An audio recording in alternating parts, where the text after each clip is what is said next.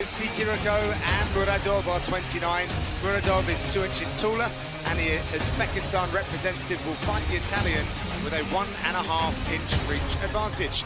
With the official introductions, here's Bruce. Ladies and gentlemen, this fight is 3 rounds in the UFC middleweight division. Introducing first, fighting out of the blue corner, a mixed martial artist, fully professional record, 22 wins, 6 losses. He stands 6 feet 2 inches tall, weighing in at 185 pounds. Fighting out of Bukhara, Uzbekistan, Mahmud Murodov. And now introducing his opponent, fighting out of the red corner, a mixed martial artist, fully professional record, 12 wins, 3 losses. He stands 6 feet tall, weighing in at 186 pounds. Fighting out of Rome, Italy, Alessio Monzo Di Chirico. And when the action begins, our referee in charge, Mikkel Birch-Olsen. Referee Mikkel Birch-Olsen. Alessio Di Chirico. And Mahmud Murodov making his UFC debut. First fighter from Uzbekistan to step onto the UFC canvas. They touch him up. Di Chirico in green, Murodov in black. There's that overhand. Both of these guys have got a wicked overhand right. And you can see Di Chirico's trying to pat down that lead hand already of Mach. He's trying to catch that lead jab and come over the top with that power right. He feints it again there. Murodov on an 11-fight win streak, back-to-back wins over UFC veterans as well. When I caught up with him earlier this week, he was taking everything in his stride. He was very confident man indeed. Aligned with Floyd Mayweather as well, part of the Team Money team. This guy's got over like 600,000 Instagram follows. Insane. So a lot of support representing Czech Republic as well as Uzbekistan. That's where he hones his craft. Ooh. Yeah, it's going to be the overhand right. They're just going to trade overhand rights today. Until somebody falls down or gets taken down. Yeah. I've seen Murodov come out with a flying knee in the last 15 seconds of a fight, then follow up and win it as well. So. Well, you mentioned his wins over UFC vets. His fight against Wendell Oliveira was a lot of fun to watch. Yeah. And we know how good Wendell Oliveira can be on his day. Oh, I like that little level change there. Skimming lead head kick Murodov, from Murodov. But he did a fake level underneath, come over top with that left head kick. That was nice work. I read an interview with UFC vet Carlos Vermola, who was talking about Murodov and saying that they have plans for him to drop a weight class. The guy's 6'2". It's like about 2% body fat as it is. Yeah, not sure where he loses that weight from. No. Although Paul's looking at him and thinking, yeah, I could get him to lightweight. Definitely got the mobility in this fight in comparison to his opponent, has Murodov. It's just that single right hand that Di Chirico's got. I think whoever decides to start following up more with the combos is going to have some success. That's what I was talking about in the walkouts, though. One of these guys has to take the initiative and decide to go 2, 3, 4, 5 strikes in the combination instead of just that one. I like the movement from Murodov early, but he's still doing, ones and twos a lot of the time. Maybe he's trying to feel out Di Chirico in the beginning of the fight so he can measure that right hand and see where he's vulnerable to catch him. That would be a good time for Murodov to level change too. Get Alessio to really open up with that big right hand, because you see how he's wide and he swings and all his weight comes forward with it. Yeah. It'd be a good time to try to get underneath him and take him down. But both these guys right now just happy to swing bombs at each other. You see Alessio winding up for that right hand. But he's not put much of a setup out there for it. He's just waiting to counter with it. See right there, just nothing. No setup behind that right hand. Part of the Gloria fight team in Rome, Italy, is Manzo Di Chirico. As he blocks a big right hand from Murodov. He's relaxed in there, smiling. There's a spinning back kick out of nowhere. Oh, wow. Oh! just missed, but Di Chirico thought that he was going to be able to capitalize on something that wasn't there. Really obviously reaching for the jab in hand of, that was a nice counter right. We'll see as Murodov moves in, you'll see constantly Di Chirico reach for that jab in hand to try and catch it. He's bringing that a long way away from his face as a block in hand. Something that Murodov could potentially exploit if he starts to spot it. And I think for Di Chirico, he's got to use that left hand to bait Mahmud into that right hand, right? If he could start slapping with his left hook, or like he did there, where he level changed. Nice takedown attempt. Is it on that same? Nice work there. That was almost celebrated, though, by Murodov as well. So looks like they were expecting the takedown of the Italian. Good head movement there. Yeah, the speed advantage. Definitely from Murodov, right? He's expecting the right hand now, which allows him to be a bit more aware of what's coming back in his direction and able to slip out of the way of it. Di Chirico's having the success when he's closing distance, when he's forcing Murodov against the fence. He's wobbled him, but apparently not. Looked more like a clash of heads, that did to me. Man, 10 seconds. Hands together. They're going for it, and the crowd are getting behind it.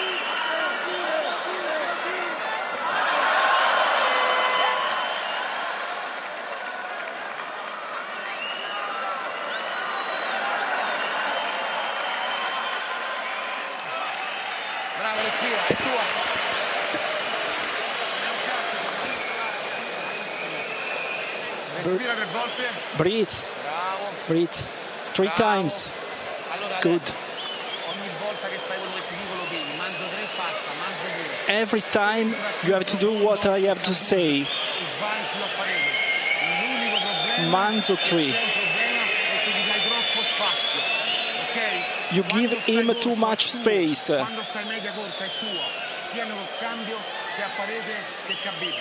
Close the distance. You have to advance.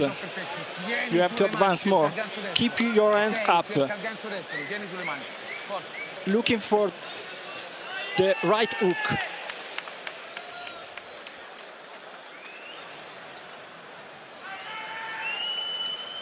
Back live at the Royal Arena, Copenhagen, for this middleweight contest. They touch the gloves. They get ready for round number 2. Di Chirico opening up early with a leg kick. I get the feeling, though, that Murodov is starting to enjoy himself in there a little bit. Yeah, I think he started to figure out the intentions of Di Chirico as well. Yeah, he's loose. Right. He's loose here. Di Chirico looks a little bit desperate with what he's trying to bring forward. I think he needs more options. Yeah, he wants that right hand so bad. But sometimes, and we say it over and over again, that's when it doesn't happen, right? When you're like, I'm gonna heat-seeking missile you with this right hand, it's gonna knock you out. You never get it. It's the jab accidentally when the guy's coming in, you touch him on the chin, he falls down. Well, we have seen him win by knockout here in the UFC. Oliwale Bamboshe. That was back. The knee. Yeah, right? Yeah, it wasn't the right hand, but that was back in December 2017. So a man that possesses that kind of power, he's always got it in his back pocket. He's never been knocked out himself. Why can't he have it in his front pocket? You gets in the way. It's like your wallet. Sometimes it's better to put it in the front pocket, though. It's better for your back. Yeah. A reaching left hook there from Di Chirico. Murodov is able to just find his way out of range. I mean, that's probably the best shot he's been caught with, was that low kick right there. Good 1-2 there by Murodov, but he lets Di Chirico back into the center of the octagon. Yeah, I think he's respecting that power. He's not being overly aggressive, but he's just definitely lighter on his feet, switching stances, moving. I like that Alessio's going with that leg kick, though. It's 2 or 3 in this round that he's landed. Solid right on the thigh. I'm just looking at the eyes of Murodov. He's like laser focused on the chest. Yeah, that section. You can see the feet from that position as well. Yeah, that's where I look. I don't look him dead in the eyes. You can play tricks with people if they look in the eyes too much. Oh, look for that counter right hook then as Di Chirico is moving forward. Maybe that's his counter to the overhand right. As Di Chirico throws it, he's circling back. He's pivoting on his left foot and circling into a southpaw stance, ready to throw his right hook. Let's watch out for that, because he's done it a couple of times now.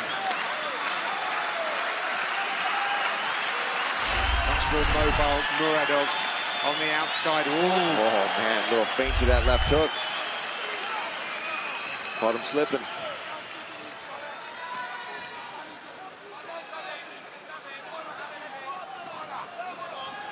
Even if he threw the right hand a little straighter, I think he would have more success. There's such an arc to it. It's giving Murodov a window to escape. And Murodov, on the other hand, is throwing it straight. He's throwing that left hook and then like a laser down the middle. Most of them being blocked by Alessio, but he's having more success at least knocking him off balance with them as well. Who we think is going to shoot for the first takedown? Oh, I think Murodov's going to level change in a minute. I wouldn't be surprised. He's got a good power double. He would drive somebody right across the octagon if he closes the distance. That cut's opened up a little further on Di Chirico's eyebrow. Looks like it's winding those shots up as well, Dan. Oh boy. But he's hitting a lot of air right now. Yeah. My coach would have said to me, you might as well have sent me a letter or a postcard that you were going to throw that shot. Now it would be a text message. Too quick. Snapchat. We'll use pigeons back home. Still nice England, right hand over the top there from the Uzbekistan fighter. Well, that right hand found its way around the guard. He could do with adding a left hook to it, but it seems to be the last punch he can throw, the fullest extent of his reach from where his feet are when he throws the punch. Oh, there we go. There's the left hook. Oh, mama. God. They are just in range, swaying just out.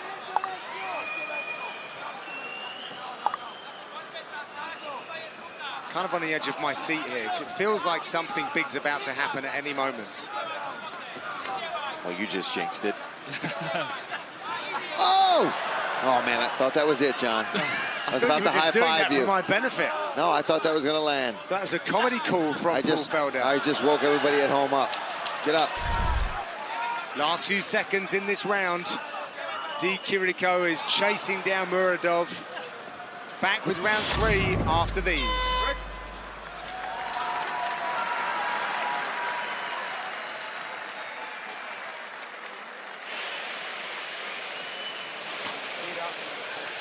Breathe. Breathe. Little bit of water. We need a takedown.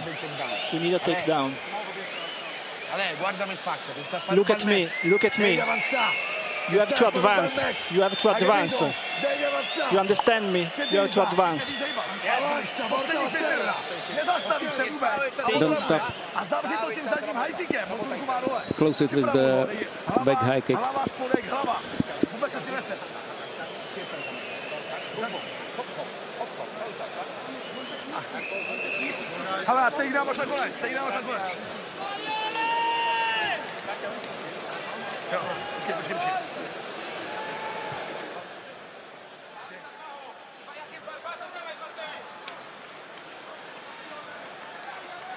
Back in Copenhagen for the third and final round of this middleweight contest. It was a very spirited Italian corner for Di Chirico.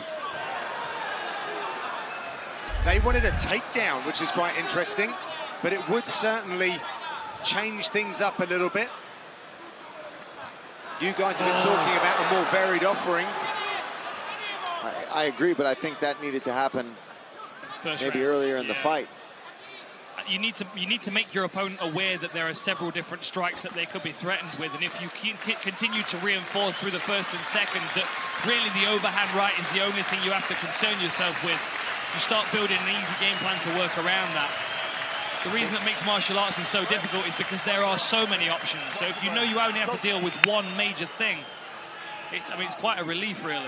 I think they just put themselves back in position. I'm not sure exactly what happened. They certainly did. I think there was a couple knees where it looked like Alessio was complaining there was a groin strike, and the ref recognized one, They stopped for a second and then kind of just clinched back up. Yeah. Good feints from Murodov still. Oh, that left hook landed. And that's what I think Alessio needs here in this third round. I think he needs a stoppage. He's coming forward. He's going for it, that's for sure. He's launching himself into these shots. Nice little elbow there from Murodov. Oh, nice counter left there by Murodov. Now he's established his jab. I'd like to see him start using that left hook as his lead punch. Because Dikirico is... Oh, that was a good right hand.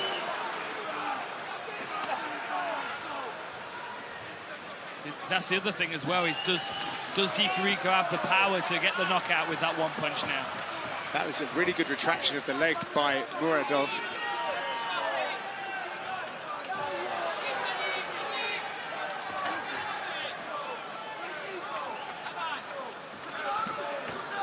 Ooh. Left hook landed again for Dikirico. He's got to keep on that pressure if he wants to fight. To an elbow, perhaps. This is his opportunity, but again, the corner asks for the takedown. But he's seemingly just trying to get into positions where he can do damage. Halfway through the round. Nice little up elbow there.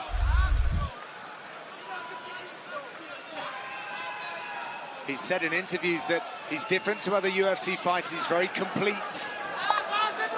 But he's really showing he's not really showing us a multi-dimensional game this evening. He's very strong, however. Good base. Met with like a brick wall there as Murodov tried for the takedown. Oh! Can't leave your chin high like that. Can't be caught stargazing against this guy. Getting out of the way of the right hand, but now susceptible to the left hook, which Dikirico's starting to throw. That's a good read that he's making now.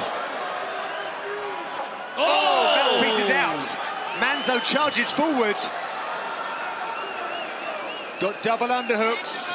Yeah, I like that the ref's letting the action happen here because they engaged right away. There's no real separation here, so if he would have put that in, could have slowed the momentum down. Murodov dropped his level, countered. Oh, that was a nice elbow. Yeah, throw it in. Really nice elbow on the break. He didn't know who it came from. It came from Murodov. Well, Murodov's looking a little laboured here. He is exhausted right now. Oh, he's getting caught now. Still a minute 10 seconds left here. Dikirico, surely he's getting that fire in his belly that he can smell that target. Oh, there's that knee he likes to use.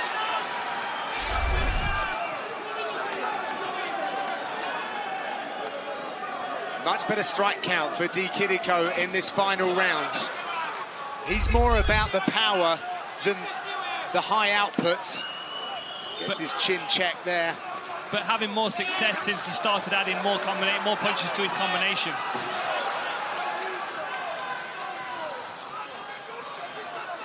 These fighters both got to dig deep now for the last 30 seconds. Oh, counter right hand there. Looking for the knee. Looking for that knee. Just came out the right side. Did Murodov. Last 20 seconds as Dikirico goes hunting. Crowd's getting behind them here. Knee, right hand, left hand. Murodov still smiling. He's done that before. There was no chin to attack, though.